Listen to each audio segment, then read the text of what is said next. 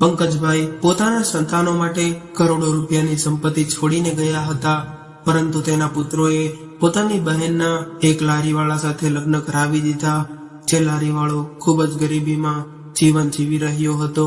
એક દિવસ ગરીબીથી કંટાળીને બહેન પોતાનો હિસ્સો માંગવા આવી તો ભાઈઓએ એવું કહ્યું કે અમે તારા પતિને એનો ખુદનો ધંધો ખોલી આપીશું, એટલે તું આ સંપત્તિ અમારા નામે જ રહેવા દે. ત્યારે ભોળી બહેન ભાઈઓની વાતોમાં આવી ગઈ અને ભાઈઓએ એને ફળોની દુકાન ખોલી આપી અને કરોડોની સંપત્તિ હડપી લીધી. એ દિવસ બાદ બહેન નૈના પોતાની આંખોમાં આંસુ લઈને ક્યારેય પાછી ન આવી. થોડા દિવસો બાદ ભાઈઓએ સંપત્તિની વહેંચણી શરૂ કરી, ત્યારે કાગળો જોઈને તેના પગ નીચેથી જમીન સરકી ગઈ. મિત્રો, પંકજભાઈની દીકરી નૈના પિતાના આલિશાન બંગલા સામે ઊભી રહીને લાચારીથી દરવાજા તરફ જોઈ રહી હતી. એને કઈ સમજાતું ન હતું કે હું અંદર જાઉં કે પાછી વળી જાઉં, પરંતુ એની ગરીબી એના સ્વાભિમાનને હરાવવા લાગી હતી અને અંતમાં એણે ડોરબેલ પર હાથ મૂક્યો અને ઉનાળાના આકરા તડકામાં એ વારંવાર પોતાના કપાળ પર આવેલો પરસેવો સાફ કરી રહી હતી. આજે તેને પોતાના ભાઈઓ સામે હાથ લંબાવવો પડ્યું હતું અને નૈનાએ પોતાના પતિ માટે પોતાના સ્વાભિમાનને સાઈડમાં મૂકીને જ્યારે બીજી વખત દરવાજો પકડાવ્યો, ત્યારે એક નોકરે દરવાજો ખોલ્યો અને કહેવા લાગ્યો કે માફ કરો બહેન, આગળ જાઓ. નોકર જોવામાં ખૂબ જ પરેશાન હોય એવું લાગી રહ્યું હતું, એટલે એણે તરત જ દરવાજો બંધ કરી દીધો અને નૈના ખૂબ જ શરમ અનુભવવા લાગી, કારણ કે આ નોકર એને કોઈ ભિખારણ સમજી રહ્યો હતો. થોડી વાર બાદ નૈના ફરીથી દરવાજો ખખડાવવા લાગી, એટલે નોકરે ફરીથી દરવાજો ખોલ્યો અને ગુસ્સો કરીને પોતાના ખિસ્સામાંથી જૂની ફાટેલી 10 રૂપિયાની નોટ કાઢીને નૈનાના હાથમાં પકડાવી દીધી. અને નોકર દરવાજો બંધ કરે એ પહેલા જ નૈનાએ પોતાની સાડીનો પલ્લુ પોતાના ચહેરા પરથી હટાવી દીધો અને એ વૃદ્ધ નોકર નૈનાનો ચહેરો જોઈને ચોંકી ગયો અને કહેવા લાગ્યો કે નૈના બેટા, તું અહીંયા અને આવી હાલતમાં. નૈનાની આવી હાલત જોઈને નોકર અચાનક જ આદરપૂર્વક નમી ગયો અને હાથ છોડીને કહેવા લાગ્યો કે બેટા, મને માફ કરી દેજે, હું તને ઓળખી ના શક્યો. ત્યારે નૈના કહેવા લાગી કે કઈ વાંધો નહીં કાકા, મારી હાલત જ એવી થઈ છે કે હું ભિખારણ જેવી લાગી રહી છું, એટલે જ કદાચ તમે મને ઓળખી નથી શક્યા. આમાં તમારો કઈ વાંક નથી. જોકે તેના નોકર દીનુ કાકા નૈનાના પિતાજીના ખૂબ જ જૂના નોકર હતા. જ્યારે નૈનાના પપ્પા જીવતા હતા ત્યારે એ આ ઘરમાં દરેક જગ્યાએ ખૂબ જ આનંદથી રમતી હતી, અને નૈના નાની હતી ત્યારે તેના નોકર દીનુ કાકા પણ તેની સાથે ખૂબ જ આનંદથી રમતા હતા. નૈનાના પિતાજી પંકજભાઈ એક ખૂબ જ મોટા બિઝનેસમેન હતા અને નૈના એની લાડકી દીકરી હતી, જે 3 ભાઈઓ પછી સૌથી નાની અને લાડકી બહેન હતી. પરંતુ નૈનાના જન્મ બાદ એની માતાનું અવસાન થઈ ગયું, એટલે પંકજભાઈએ એને મા અને બાપ બંનેનો પ્રેમ આપીને ઉછેરી હતી. જ્યારે એ નાની હતી ત્યારે એના ભાઈઓ પણ એને ખૂબ જ લાડ લડાવતા અને પ્રેમ કરતા હતા, કારણ કે એ સમયે એના મનમાં કોઈ પણ પ્રકારની લાલચ અથવા તો કપટ નહોતું. ત્યારે બધા જ લોકોના મન અરીસા જેવા એકદમ ચોખ્ખા હતા. પરંતુ જેમ જેમ સમય પસાર થતો ગયો અને નૈના મોટી થતી ગઈ, એમ પંકજભાઈનો બિઝનેસ પણ ઘણો મોટો થતો ગયો. 3 ફેક્ટરીના માલિક હતા અને કરોડો રૂપિયાની આવક હતી. નૈનાના ભાઈઓ જ્યારે મોટા થયા તો તેમનો પ્રેમ પૈસાની ચમક સામે ઝાંખો પડવા લાગ્યો, કારણ કે વ્યક્તિ પાસે ગમે એટલા પૈસા આવી જાય તો પણ એ એનાથી વધારે કમાવા માટે લોભી થવા લાગે છે. હવે પંકજભાઈના 3 પુત્રો પોતાના પૈસા પૂજારી થઈ ગયા હતા. જો કે પંકજભાઈ પોતે ખૂબ જ સીધા અને સરળ વ્યક્તિ હતા. તેની અંદર કોઈ પણ પ્રકારનો ઘમંડ ન હતો. તેઓ તો હંમેશા ગરીબોને મદદ કરતા, એટલે જ તેના પુત્રોને પંકજભાઈનો આવો સ્વભાવ પસંદ ન હતો. દીકરાઓ એવું માનતા હતા કે આપણી મહેનતની કમાણી પિતાજી ગરીબોમાં ઉડાડી રહ્યા છે. ભાઈઓના સ્વભાવથી બિલકુલ વિપરીત સ્વભાવવાળી નૈના ખૂબ જ ભોળી અને દયાળુ હતી.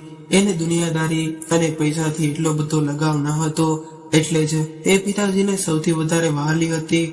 અને આ વાતથી એના ત્રણેય ભાઈઓ ખૂબ જ ઈર્ષા થતી. પરંતુ પંકજભાઈ જાણતા હતા કે નૈનાનું દિલ કેટલું ચોખ્ખું છે.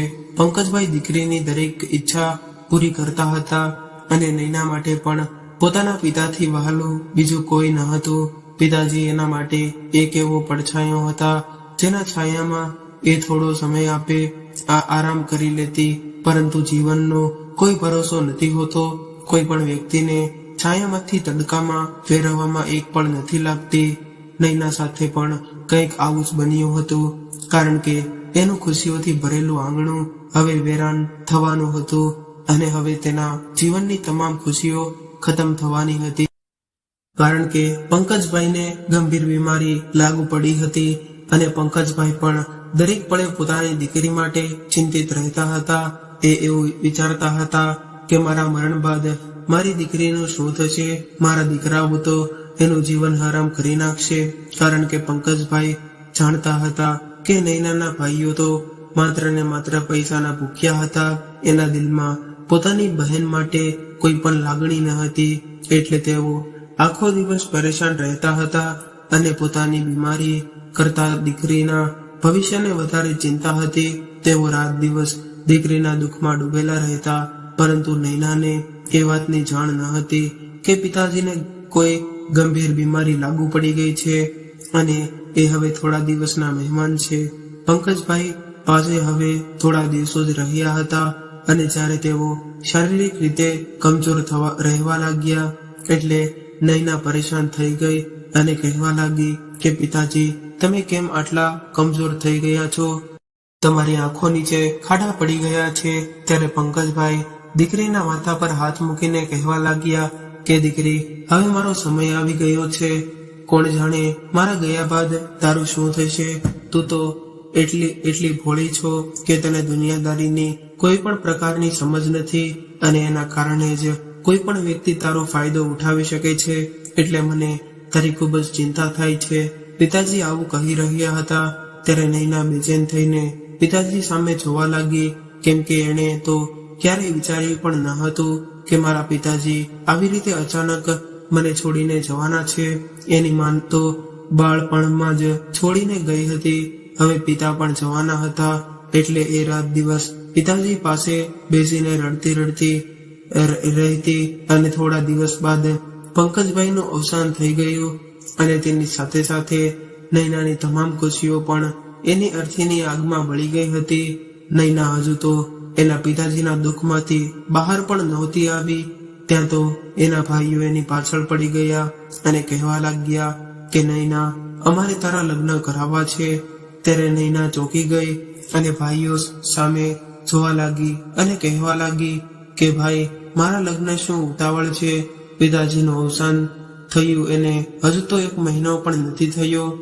તો પછી આટલા સમયમાં તમને મારી આટલી બધી ચિંતા કેમ થઈ રહી છે?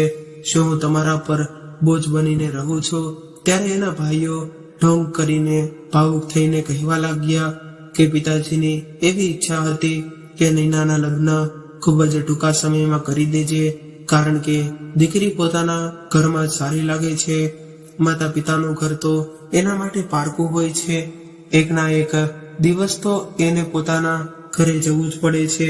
ત્યારે નૈના પોતાના ભાઈઓની વાત સાંભળીને જોર જોરથી રડવા લાગી અને કહેવા લાગી કે હું તમને ક્યારેય હેરાન નહીં કરું. હું તમારા ઘરમાં ક્યારેય બોજ બનીને નહીં રહું. એટલે મને મારા ઘરમાંથી બહાર ન કાઢો. મને અહીંયા જ રહેવા દો. હું મારા પિતાજીના ઘરમાં જ રહેવા માંગુ છું. આ ઘરમાં એની યાદો સચવાયેલી છે, એટલે હું એની યાદો સાથે જ રહેવા માંગુ છું. પરંતુ એના ભાઈઓએ તો નિર્ણય કરી લીધો હતો કે તેઓ તો માત્ર એના નિર્ણય સાંભળવાના આવ્યા હતા. એટલે નૈનાની વાતોથી એને કોઈ ફરક ના પડ્યો અને નૈના રડતી રહી. થોડા દિવસો બાદ લગ્નનો દિવસ આવી ગયો અને એ પોતાના પિતાજીના રૂમમાં એના ફોટાને વળગીને રડી રહી હતી, કારણ કે એ તો એ પણ જાણતી ન હતી કે કોની સાથે એના લગ્ન થઈ રહ્યા છે અને પોતાના પિતાજીના ઘરે રહેવું હતું, પરંતુ કોણ જાણે ભાઈઓ એના એવા દુશ્મન શા માટે બની ગયા હતા. એ સમયે પંકજભાઈના નોકર દિનુ કાકા પણ નૈનાની આવી હાલત જોઈને રડી રહ્યા હતા, પરંતુ એ મજબૂર હતા કેમ કે તેઓ એક નોકર હતા અને એની એટલી ઓકાત ન હતી કે એ નૈનાના લગ્ન અને નિર્ણય ભાઈઓને રોકી શકે, કારણ કે એના ભાઈઓએ તો એના પર અત્યાચાર કરવાની હદ પાર કરી દીધી હતી અને નૈનાની સગાઈ એક શાકભાજી વેચવાવાળા અને ગરીબ પરિવારના છોકરા સાથે નક્કી કરી હતી. સાથે આજે એના લગ્નનો દિવસ હતો અને એ છોકરો, જેનું નામ નીતિન હતું, એને પણ પોતાના ભાગ્ય પર વિશ્વાસ નહોતો થઈ રહ્યો કે એ વિચારતો હતો કે હું ઝૂંપડીમાંથી નીકળીને બંગલામાં મારી જાન લઈને જઈશ. એને તો એવી શંકા હતી કે નૈના કદાચ કોઈ વિકલાંગ છોકરી હશે અથવા તો મૂંગી બહેરી હશે, એટલે એના ભાઈઓ એના લગ્ન ગરીબ પરિવારના છોકરા સાથે કરાવવા માંગે છે, કારણ કે એ અમીર પરિવારમાં એના લગ્ન નહીં થયા હોય. પરંતુ જ્યારે એણે દુલ્હનના રૂપમાં નૈનાને જોઈ ત્યારે એને જોઈને આશ્ચર્ય, વિશ્વાસ નહોતો થઈ રહ્યો કે એની પત્ની આટલી સુંદર પણ હોઈ શકે છે. ત્યારે નૈના દિનુ કાકાના ગળે લાગીને ખૂબ જ રડી હતી, કારણ કે આ ઘરમાં ફક્ત તેઓ એક જ હતા કે જેને નૈના પ્રત્યે ખૂબ જ લાગણી હતી. એ આજે એના પપ્પાની જગ્યાએ હતા, પરંતુ એ નોકરની એટલી ઓકાત ન હતી કે એ નૈનાનું ભાગ્ય બદલી શકે. એટલે જ એણે તેઓ એના માથા પર હાથ મૂકીને જોર જોરથી રડી રહ્યા હતા અને એને આશ્વાસન આપીને વિદાય કરી રહ્યા હતા. આજે આટલા વર્ષો બાદ તેઓ નૈનાને પોતાની સામે જોઈને જાણે કે ડરી ગયા હતા, કેમ કે નૈનાની આવી હાલત એક ભિખારણ જેવી થઈ ગઈ હતી, જે માંગવા વાળી બનીને એના દરવાજા પર આવી હતી. કેવા ક્રૂર ભાઈઓ હતા. એ પોતે જ પોતાના બાપની કરોડોની સંપત્તિનો આનંદ માણી રહ્યા હતા અને બહેનનો હિસ્સો પણ એને આપ્યો ન હતો. બહેનના ભાગનો હિસ્સો પણ ત્રણેય ભાઈઓએ હડપી લીધો હતો અને દિનુ કાકા ઉદાસ આંખોથી નૈના તરફ જોઈ રહ્યા હતા. ત્યારબાદ એમણે નૈનાના માથા પર હાથ મૂક્યો અને ઝડપથી એને પોતાના ક્વાર્ટર્સમાં લઈ ગયા અને ઠંડુ પાણી પીવડાવ્યું અને ગરમીને કારણે નૈનાની હાલત ખરાબ થઈ રહી હતી અને ચહેરો ફીકો થઈ ગયો હતો, કારણ કે બંગલાની ઝૂંપડી સુધીની મુસાફરીને એણે ખૂબ જ થકાવી દીધી હતી. એનો ચહેરો જે હંમેશા તાજગીથી ભરેલો રહેતો એ ગરીબીની ધૂળથી ઢંકાઈ ગયો હતો, જેને કારણે એની સુંદરતા ફીકી પડી ગઈ હતી. દિનુ કાકા લાંબા સમય સુધી એની સામે જોતા રહ્યા અને ત્યારબાદ નૈના કહેવા લાગી કે મારે મારા ભાઈઓને મળવું છે, કારણ કે મારી પરિસ્થિતિ ખૂબ જ ખરાબ છે. મારા પતિનો શાકભાજીનો ધંધો અત્યારે ઠપ પડી ગયો છે અને અમારે ભૂખ્યા રહેવાની નોબત આવી છે. મારે મારા ભાઈઓ પાસેથી મારો હિસ્સો માંગવો છે, કારણ કે મને વિશ્વાસ છે કે મારા પિતાજીએ મારા માટે કંઈક તો રાખ્યું હશે અને એ હિસ્સો અમારું પેટ ભરવા માટે પૂરતો હશે. એનાથી અમે પતિ પત્ની અમારું ગુજરાન ચલાવી શકીશું. ત્યારે દિનુ કાકા આશ્ચર્યથી જોઈ રહ્યા હતા અને આ એ જ નૈના હતી જે પંકજભાઈના દિલનો ટુકડો હતી અને એમણે નૈના માટે કંઈક ને કંઈક તો રાખ્યું જશે ને, એવું વિચારીને દિનુ કાકા નૈનાને એના ભાઈઓ પાસે લઈ ગયા અને એ લોકો તો ખૂબ જ આરામથી નૈનાના હિસ્સાની સંપત્તિ પર કબજો જમાવીને બેઠા હતા, પણ એનું પેટ ભરાતું ન હતું.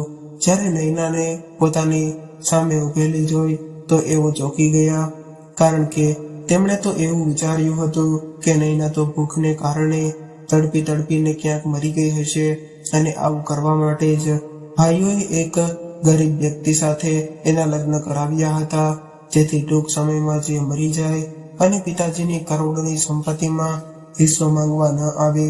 જે હિસ્સો પિતાજીએ પોતાની દીકરી માટે રાખ્યો હતો, કારણ કે ભાઈઓએ વાતથી ખૂબ જ દુઃખી હતા કે પંકજભાઈએ એના પુત્રો કરતા વધારે એની પુત્રી માટે સંપત્તિ રાખી હતી. પંકજભાઈની 3 ફેક્ટરીઓમાંથી એક ફેક્ટરીએ નૈનાના નામે કરાવીને ગયા હતા અને કરોડો રૂપિયા એના ખાતામાં હતા, જેની નૈનાને ખબર પણ ન હતી. એ તો બિચારી ભોળી હતી અને પોતાનો હિસ્સો માંગવામાં પણ એ ખૂબ જ શરમ અનુભવતી હતી. એટલે એણે ડરતા પોતાના ભાઈઓને કહ્યું કે હું અને મારા પતિ હવે તો ભૂખમરા સુધી પહોંચી ગયા છીએ, એટલે પિતાજીએ કદાચ મારા માટે થોડો હિસ્સો રાખ્યો હોય તો કૃપા કરીને એ મને આપી દો, જેથી હું મારા પતિ સાથે મારું ગુજરાન ચલાવી શકું. જ્યારે ભાઈઓએ આવી વાત સાંભળી તો એ ઢોંગ કરીને આશ્વાસન આપવા લાગ્યા અને કહેવા લાગ્યા કે અમે તારા પતિને મદદ કરીશું, જેથી એ પોતાનો ધંધો ચલાવી શકે અને તમે લોકો આરામથી તમારું જીવન જીવી શકો. નૈના, તું અમારી બહેન છો અને તારી મદદ કરવી એ અમારી ફરજ છે. આવી રીતે ઢોંગ કરીને ભાઈઓએ આશ્વાસન આપ્યું એટલે નૈના બિચારી ખુશ થઈ ગઈ. પરંતુ એને ક્યાં ખબર હતી કે એની સાથે કેટલી મોટી મજાક કરવામાં આવી રહી છે, કારણ કે આ ભાઈઓએ નૈનાના પતિને શાકભાજીની લારીના બદલે એક દુકાન ખોલી આપી હતી, જેમાં બેસીને એ શાકભાજી વગેરે ગોઠવીને વેચી શકે અને બંને પતિ પત્નીને સુખી રોટલી નસીબ થઈ શકે અને ફરીથી એ ક્યારેય પોતાના ભાઈઓના દરવાજે ન આવી શકે. આવી રીતે તેઓએ નૈનાની કરોડોની સંપત્તિ ભાઈઓએ હડફી લીધી અને એને કરોડોની સંપત્તિના બદલામાં એક દુકાન ખોલી આપી. પરંતુ નૈના બિચારી આટલામાં પણ ખૂબ જ ખુશ થઈ ગઈ કે એનો પતિ પહેલા જે શાકભાજીની લારી ચલાવતો હતો એ હવે એક દુકાનનો માલિક બની ગયો છે. હવે તો તેઓ આરામથી પોતાનું ગુજરાન ચલાવી શકશે. એ બિચારી એ વાતથી અજાણી હતી કે એના પિતાજી જે જેને જીવથી વધારે વહાલ કરતા હતા, એણે એના જીવન દરમિયાન નૈના ઉપર આંચ પણ નહોતી આવવા દીધી. શું તેઓ નૈનાને આમને આમ છોડીને જતા રહ્યા હશે અને એની બધી જ સંપત્તિ એના ભાઈઓને આપતા ગયા હશે? નૈનાના દિલમાં દુઃખ તો ઘણું હતું, પરંતુ એણે વ્યક્ત ન કર્યું. એના માટે આટલું જ પૂરતું હતું કે એ અને એનો પતિ રાત્રે ભૂખ્યા ન સૂવે. ત્યારબાદ એ ક્યારેય પોતાના ભાઈ પાછી નહોતી આવી, કારણ કે એ વારંવાર પોતાના માટે પોતાનો હક નહોતી માંગી શકતી. એને ખૂબ જ શરમ આવતી હતી અને તેનું સ્વાભિમાન તેને રોકી રહ્યું હતું. આવી રીતે ધીરે ધીરે સમય વીતવા લાગ્યો અને નૈનાના ભાઈઓ ભગવાનની પકડમાં આવવા લાગ્યા, કારણ કે કોઈનો હક છીનવીને લેનારને ભગવાન જરૂર સજા આપે છે. એક દિવસ એની બંને ફેક્ટરીની એક એવી આગ લાગી ગઈ કે બધું જ બળીને રાખ થઈ ગયું અને આ 3 ફેક્ટરીઓ જ હતી કે જેમાંથી તેઓ કરોડોની કમાણી કરતા હતા. ત્રીજી ફેક્ટરી જે નૈનાના નામે હતી એ સુરક્ષિત બચી ગઈ હતી, એટલે ભાઈઓએ નૈનાના નામની ફેક્ટરી અને એના નામના શેર વેચવાની કોશિશ કરી.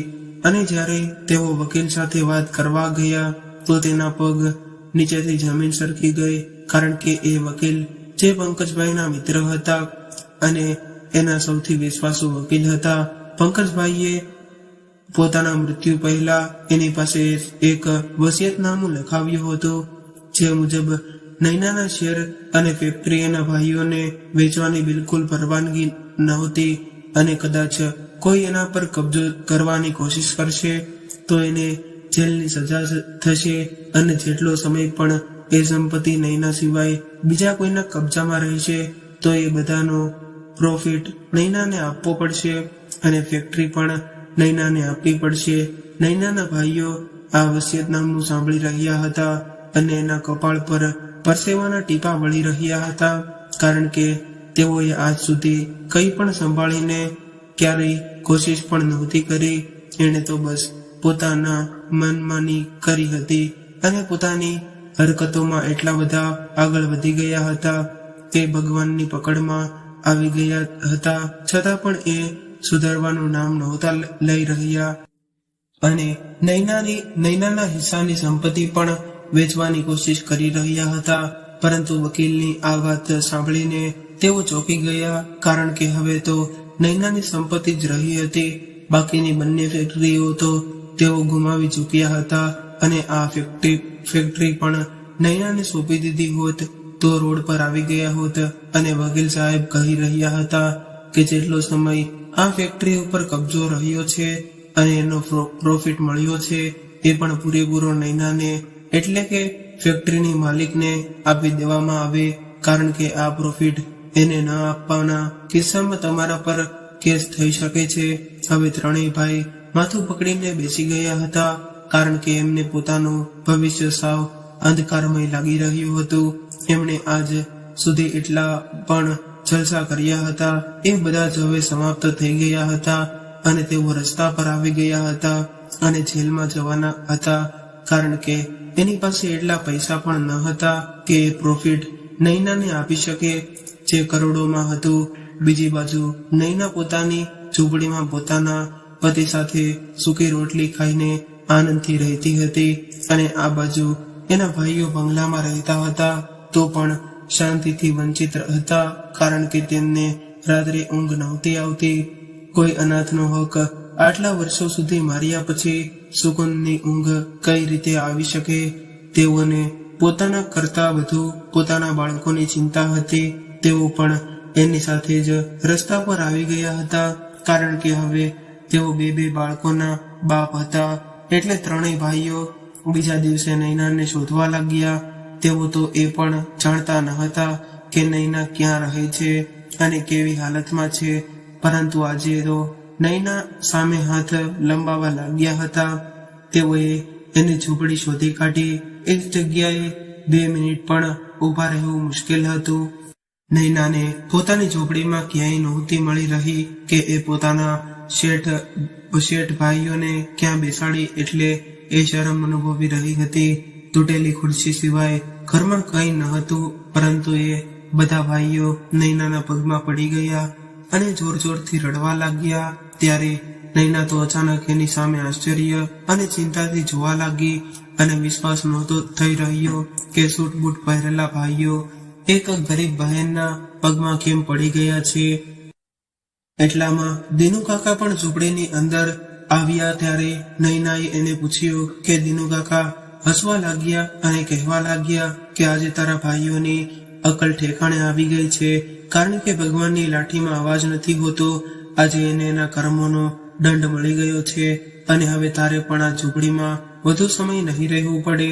કાકાની વાત સાંભળીને નવાઈ લાગી રહી હતી, એટલે એ કહેવા લાગી કે દિનુ કાકા શું વાત છે, મને તો જણાવો. ત્યારે દિનુ કાકાએ બધું જ જણાવી દીધું અને આ બધું જાણ્યા બાદ નૈના ચોંકી ગઈ, કેમ કે આટલી બધી સંપત્તિમાંથી તેના ભાઈઓએ એને કંઈ પણ આપ્યું નહોતું અને ભાઈઓ પણ શરમ અનુભવી રહ્યા હતા અને નૈનાની માફી માંગી રહ્યા હતા અને એવું કહેતા હતા કે બહેન, તું અમને જેલમાં નહીં મોકલતી, અમે તારા બધા જ પૈસા ધીમે ધીમે ચૂકવી દઈશું. પરંતુ નૈનાનું દિલ ખૂબ જ મોટું હતું અને પોતાના ભાઈઓ પર ખૂબ જ ગુસ્સો આવી રહ્યો હતો, છતાં પણ એવું કહ્યું કે કંઈ વાંધો નહીં, હું તમને ત્રણેય ભાઈઓને માફ કરું છું, કેમ કે તમારે પણ નાના છોકરાઓ છે અને હું તમારા બાળકો પર અત્યાચાર ન કરી શકું અને તમને સજા આપવા વાળી હું નહીં, પરંતુ ભગવાન છે.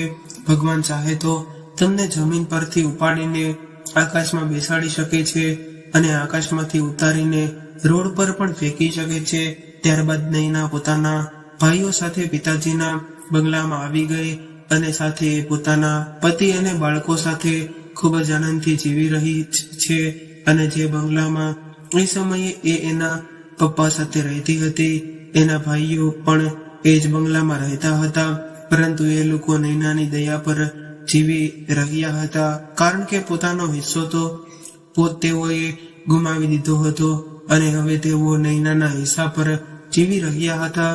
અને નૈનાએ પોતાના ભાઈઓને પોતાની સાથે જ રાખ્યા હતા, પરંતુ હવે બધું જ નૈનાના હાથમાં હતું, કારણ કે ભગવાને હવે એનો હિસ્સો એને અપાવી દીધો હતો. તો મિત્રો, આજની સ્ટોરી તમને કેવી લાગી કોમેન્ટમાં જરૂરથી જણાવજો અને પસંદ આવી હોય તો વિડીયોને લાઈક, શેર અને નવા હોય તો ચેનલને સબસ્ક્રાઇબ જરૂરથી કરજો. હર હર મહાદેવ.